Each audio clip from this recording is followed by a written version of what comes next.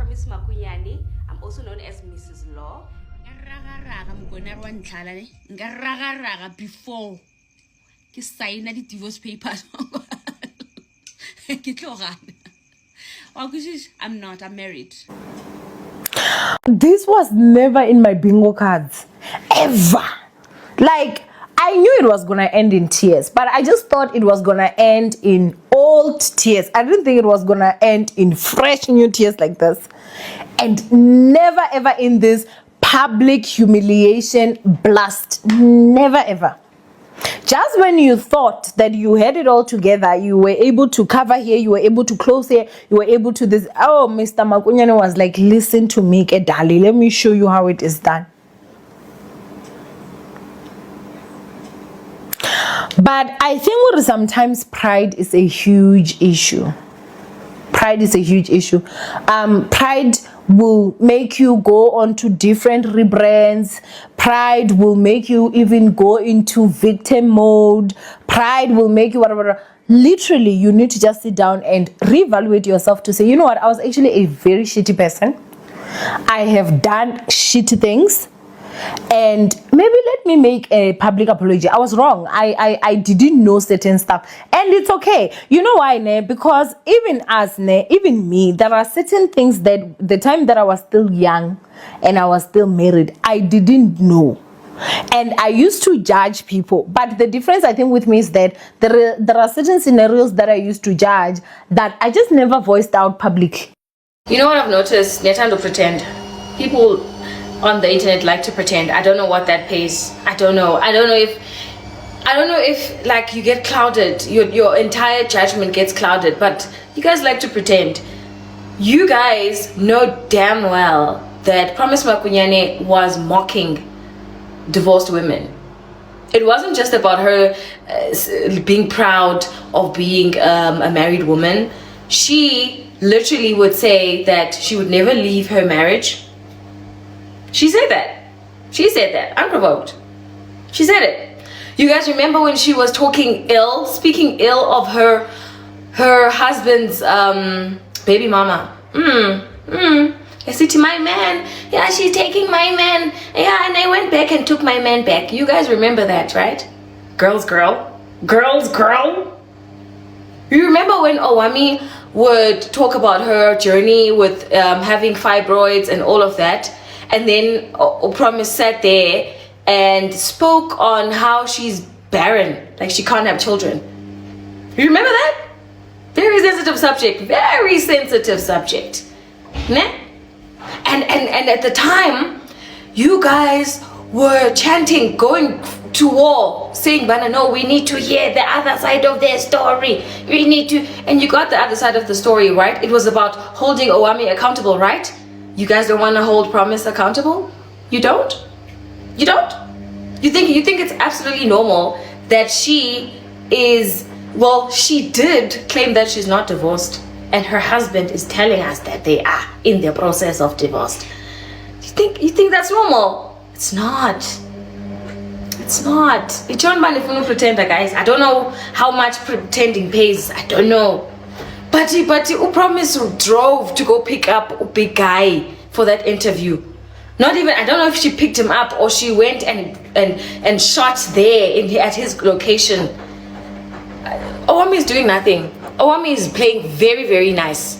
Where's the halaing? Go on so feletse hantle ka mona. Kelello how e sebetsa right. Kata baba no rata lenyalo o dumelle go lenyalo lo fetole style lo fetole sethe lo fetole hobu. Ko o be le khoba la lenyalo go ba no rata lenyalo ko re o be le khoba o ska bona le ha monna sa o batle ko o etse ka ga o bone o kenye di og club hai bolala man hai bolala o etswitjena le re telisa ka banna ba tsona na re tshwana ka ofela. I mean really, for what? For ring for motsoko hai suka man oba o itebala ka ga lenyalo o itebale like completely because of what? For lenyalo. Sure. 5 years later, 2025, last year, I changed the marriage contract. Yeah. We saw it through. We did a post-nuptial. We are currently married out of community of property without accrual, you know, and those. Did you say you are still married? Ungifuna indaba. You just said it. No, actually, I heard on TikTok that I'm divorced. Me too. Yes. I was like, my friend, I didn't know. Hey, Mia. I'm like, I talked to you, but I don't know. When you called me, I'm like, oh, I'm divorced. No, where's my marriage certificate? Maybe this person did mshika and divorced me. But yes, I'm still very much married. But we're living in separation. It's in the book somewhere.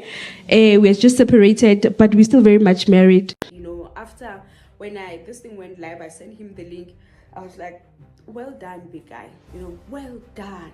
Most men are being shut down. Most men are being threatened. I could not believe that Big Giant was scared of me, thinking that I was sent, thinking that Akanivume makhosi. Yoyi. Siyavuma makhosi. Hoy. Thokoza makhosi. Makhosi. Uzovuma okuvumayo, wale okwalayo. Thi ubonisa ukuthi wena ungomuphi la. Thokoza gogo. Uweke lo gogo. Nayi indoda gogo. Nayi indoda uwelo. Indoda nansi ya gogo. Ake nivume makhosi. Siyavuma makhosi. Yoyi. Gogo, mangithi ngilahlela amathambo. Khona into ephakamayo okuyivision. Ngabe uyayazi gogo yini indaba yevision? Yebo ke itsiba gogo vision. Ntse ke bulela batho gore vision ke yona ntho e re entseng le monnaka ke re ra bua ka yona gore ha re separate because re batla o separate re separate because of vision.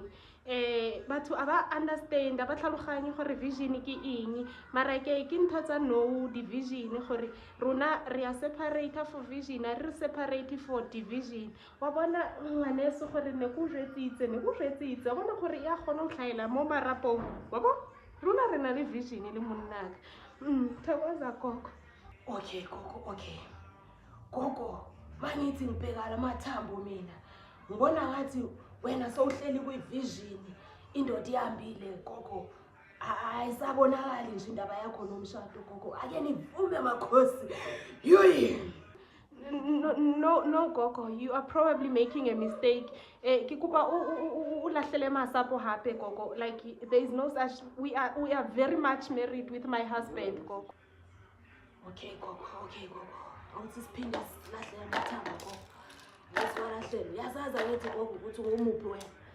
Yazaza ngithi ukuthi ngumuphi gogo. Kuyayitsiba gogo. Lo ngiyafaka gogo yabo. Okay makhosi. Futhela gogo. Yoyi. Ake nivume makhosi. Hey. Siyavuma makhosi. Gogo uyasibona ukuthi ukuphila. Yakhumbula gogo ngithe uwena gogo ngithi indoda ibaleke kakhulu ke manje gogo. Yakhumbula indoda beyila. Seyibaleke kakhulu ke manje gogo. Yoyi ake nivume makhosi.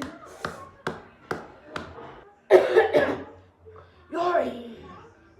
Gogo, mangithi ngibheka amathambo lana. Ngiyabona la gogo ukuthi umshado phelile gogo. Ake nivume gogo. Umshado phelile gogo. Ake nivume gogo. Hle gogo kanti ujwang gogo kuyawukhupha hle muthi wa mudimo kuba uchekisise gogo hle akidumeli gogo umshado owusenzaliteni. Khona usenzekayo kusesekhona la. Kodwa gogo mangithi ngiyahamba namathambo ngiyabheka la gogo. Lo mfana lo udlula ngase Eastern Cape gogo. Ukude kakhulu gogo. Wena uwelo gogo. Angithi ngibheka amathambo lana gogo. Nayi certificate ngiyasibona icertificate siseduze kwakho gogo. Usibeke enhlizweni gogo le certificate angithi usikhonzile gogo. Kodwa mfana hambile gogo angithi. Uhambile umfana gogo. Ake nivume makhosi. Hle gogo kuyawukupa kupa o etse ka mogomongwe hle gogo kuyawukupa mona o ke waka. Ngithi gogo uwelo nawo baba khona ngathi sekadlula i-border gate manje udlula i-border gate gogo umshado uphelile gogo uphelile umshado gogo ake nivume makhosi Setshona we. Yo guys, am I being toxic for liking that tension of fight lay between uPromise Makunyana and uOwam? Yo guys, andisayihleki, I'm so glued ke sana. Uthi ke sana umaPromi unprovoked engabuzwanga ne. I am very much married. Ibuya sana indoda kaPromise ingazi kwalonto. Ithi with who? Because I have moved on. Dine girlfriend yam sana publicly so wonke umuntu uyayibona igirlfriend ye country. Abuye sana uma Owish, Owi. Athi yena the worst nightmare that can happen in your life is to marry someone that is undivorceable. Yo guys. Ndithi intona lesikuyo guys. Ibuya sana indoda kaPromise ithi ke ngoku xa kubhalwa pha uba hayibo uPromise uthi nisachatile ntontontoni ingaba yinyani lonto leyo athi sana labhuti no i-divorce takes time wethu ukuthi i-process wenziwe yonke lanto leya ugqiba kwakhe athi futhi ke ndakumphoxa aphatshe umuntu ophinda abhale ngoPromise apha and ethetha ngoba ngumfazi wami uPromise ne ndicela uba ngaba ukhona umuntu onesikoko okanye osezophinde athi mina ndishade noPromise abe uyayazi into bandizamblocker anye hayi ndithi lo bhuti sana udikwe finish into enoPromise sana ume apha uGenoch akafuna ova into enoPromise phakathi abe esithi sana uPromise mina I don't understand abantu you are just not a girl's girly if ever wena uzoposta istory just because ufuna utrenda for 3000 uzawurhola i3000 kwaso story but ube uhetha ifeelings zomnye umuntu atsho ke sana umaPromi elandukile ene crocodile tears mane echiphiza kancinci chiphisana ecacisa ke sana uhlali nolungelo phofu hypocrite naqala because ulungelo yena self umane ezihlekisa into engekhoyo xa kufuneka abuza iquestions eziserious yabo hayi ke sana maPromi athi ungade ucaba ubila uyaphushuluka ubile umanzi nte ufuna ukwenza istory se3000 the very same Promi ke sana owaye walanduka yena uwesi ke nduxelele because waye wafaka ipetrol wathenga ukutya wathenga iairtime ugqiba kwakhe akaphelela apho wathwala inhloko walangatyeka wahamba waya eFryhead eyo interviewer i-ex husband kaOwam wayengenaxesha la ukuthi i3000 le aleqekayo ithatha whereas uOwi ke yena ke khange abesokola sana uvele wagxumeka icamera yakhe apha ekamereni wenza yonke into setup yakhe sana waqalisa uthetha so yena akana cost oWam sana la 3000 nca kuye engcoweni sana njengoba injalo whereas ke ngokumaPromi yo guys inoba sisigulo lanto yoba into xa irongo isenziwa nguwe ungayiboni then xa isenziwa umnye umuntu ufuna ukudlala ivictim because ngoku uthi kwenzelwe i3000 phofu yena waye wathwala inhloko for i3000 walanduka i-transportation ukutya i-airtime intontoni waye Fryhead wayokwenzela le 3000 of which kuthi uthi yaphelela kwakweza cost zendlela sana qha beqomba istory sona uzobuya naso siphila akazusincama tu esa story esiya because kaloku oWam funeke aziwe ngumphakathi uba wayehlambisa indoda ipaint yo ininzi phofu into ayithethayo bethunani ininzi nawe ungakho uyozivela uba ngaba awukho ku YouTube usana awuyo YouTube girl or brother ingathi ngokuye sana but indaba uyazithanda njengami ingathi ngokuyo mkroba but uqala ugqithe kweyami page kaloku because uncedwe ndimba uzowazi ezindaba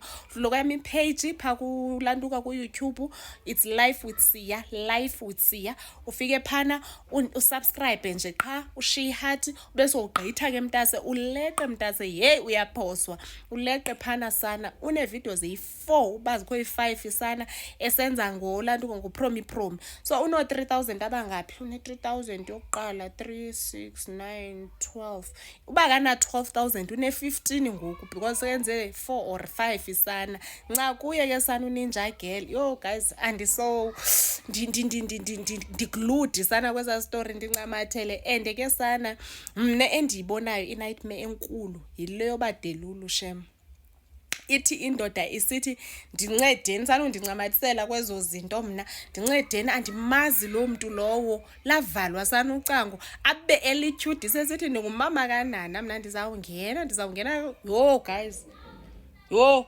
iyayiqonda laa nto uba uqoma ndizawukhutshwa ngeerharafu sana ndawudontswa ngeenkabi ngeenkunzi ndawudontswa ngamahashi kule i-relationship andiphumi ulapho sana umapromipromi uphola apha entloko uphola ukubhubha uzixeba abazuyenjoya tula relationship yabintsha because wow indoda sana ipublic nge-relationship yayo izipostela sana uBeyonce light wayo yonwabile nje iyaflorisha itshona ngapha napha ayifihli futhi into obikwi-relationship umapromipromi abe esithi yena nditshatile ndithi andiyi ndawo andigunqi heyi andixoze sana uma-owi xa esithi upromipromi ne sekethe nca ke ngokwesi certificate somtshato seketshate naso because indoda yona hambile ayikho indoda uthe nca kuso sana esa certificate umuntu ongathatha esa certificate guys yo andimazi noba bangajika kwi-highest court